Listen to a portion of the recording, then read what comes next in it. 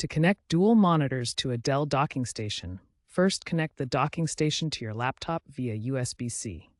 Then attach your primary monitor to the USB-C or Thunderbolt port on the dock, and your secondary monitor to either the HDMI or display port. Power on your devices. On your computer, adjust display settings to extend or duplicate your displays as desired.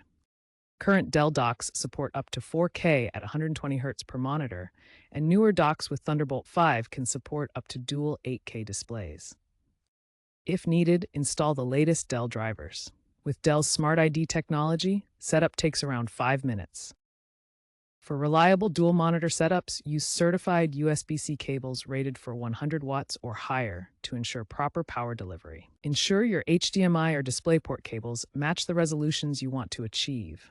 Dell docking stations provide up to 130 watts charging and are optimized for Dell laptops, but Thunderbolt certification is essential for best performance. If you encounter display flickering or driver conflicts, especially on Linux, update to the latest firmware using Dell's Dock Utility app.